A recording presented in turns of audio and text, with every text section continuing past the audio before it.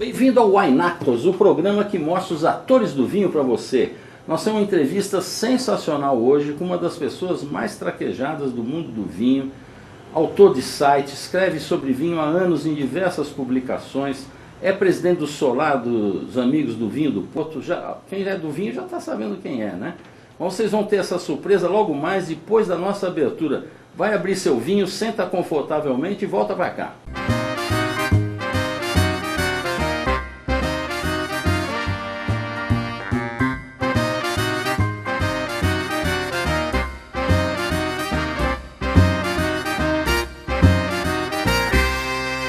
Saúde. Saúde. Estamos aqui brindando com o Peverella do Luiz Henrique Zanini.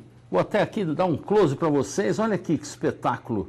O homem que resgatou essa uva tradicional dos imigrantes, não é verdade? Uhum. Zé Maria, você então está com o seu site que é o Brasil Vinhos. Uhum. Você é o presidente do Solar do Vinho do Porto, que anda um pouco devagar, mas é tradicionalíssimo. Nós vamos depois falar um pouquinho disso. E você escrevia para Gula, escreve para Gosto, escreve para todo lugar. Quantos anos de vinho já, Zé Maria? Há uns 30 e tantos anos. 30 e tantos anos. Você tem... O Zé Maria tem aqueles caderninhos, os tacuínos, para anotar. Ele já está no caderninho 129, né? Qual é o número que está agora? 54. 54? Tudo guardadinho. Você imagina entrar na casa dele e assaltar aquilo lá e ficar louco. Não, e você vê como é que eu sou antigo. Hoje em dia todo mundo guarda em computador. Agora é tudo no notebook, no celular. Você continua escrevendo.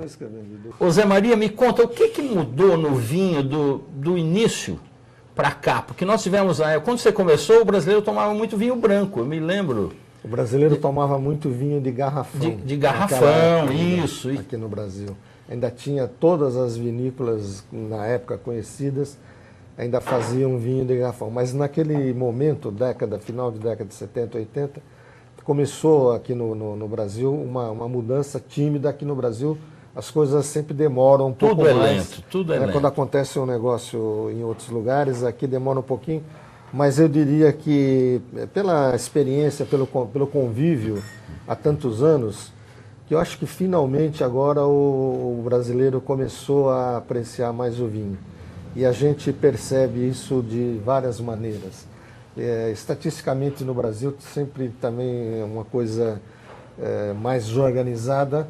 Você ainda continua falando naqueles pequenos números que nós sempre dos tivemos. 2 litros per capita. Embora a população da sua época para cá dobrou de tamanho. Aumentou muito. Mas eu percebo, assim, por outras coisas, que o vinho já começa a ter uma certa importância na vida do brasileiro.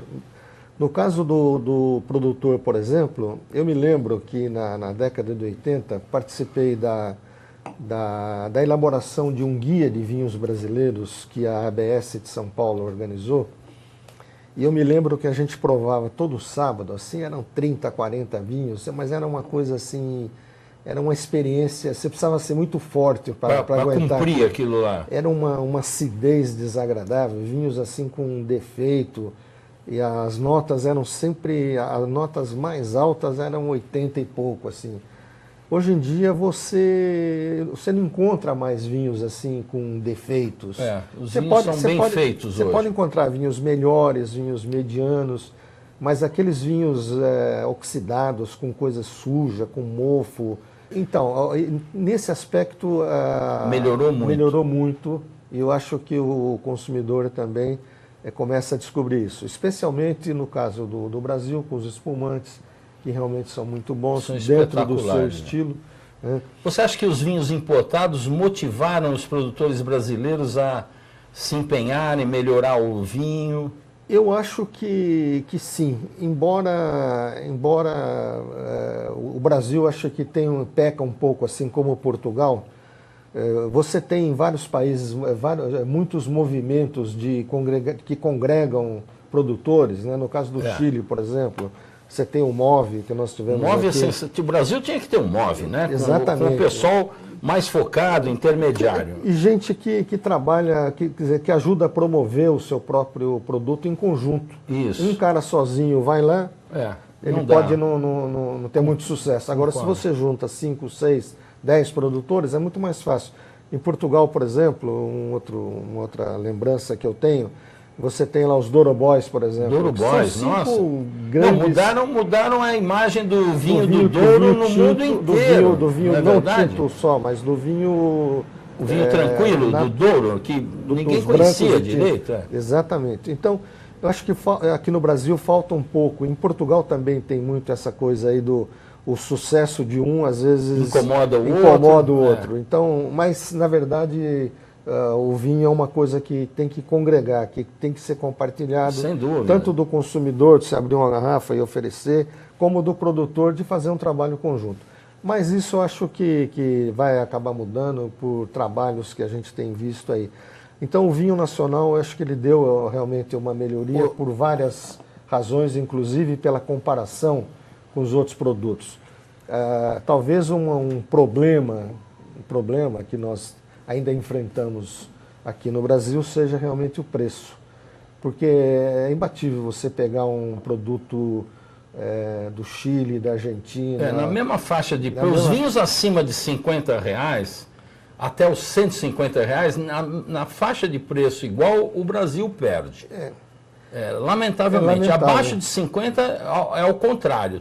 Eu acho que o vinho brasileiro é muito superior a esses importados de clube. Se você tem uma enxurrada hoje de vinhos espanhóis, que lá deve custar 50 cêntimos, e aqui chegam num preço... Chega a R$30. Quer dizer, todo mundo se encanta com esses franceses, com esses espanhóis e tal, mas no Brasil, realmente, nessa faixa você tem uma coisa melhor.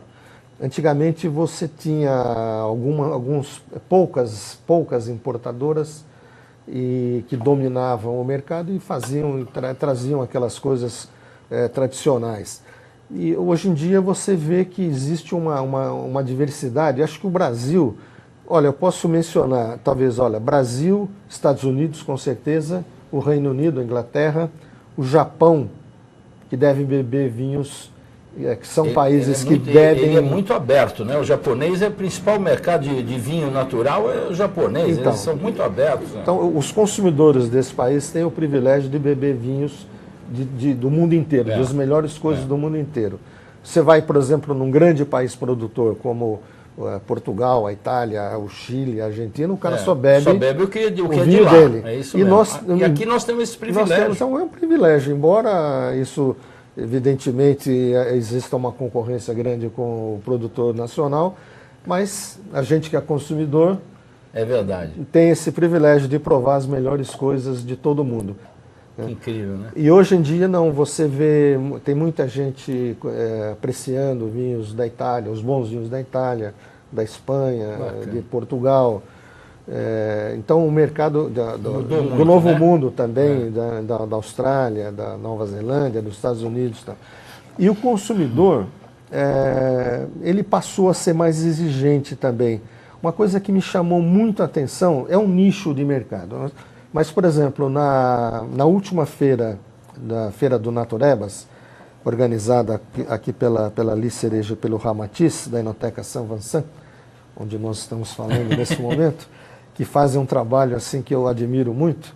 Então, o que me chamou muita atenção, do ano anterior, que foi aqui em frente já tinha me chamado a atenção a quantidade de jovens, casais ou mulheres, mas com muito interesse. A gente vai em feiras, por exemplo, essas feiras que a gente costuma frequentar, você vê muita gente que vai lá para beber, não é uma boca livre exatamente, mas muita gente que exagera.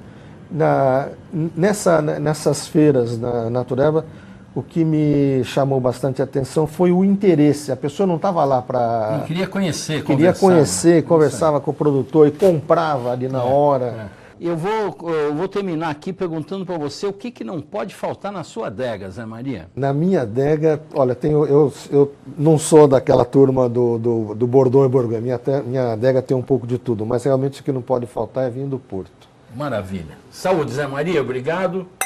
Então, obrigado, gente, é isso aí. Se você gostou do nosso programa, acompanhe a programação aqui do Chef TV, que está repleto de coisas com muito conteúdo, com turismo, gastronomia, com vinho, e você vai ficar muito satisfeito. Saúde!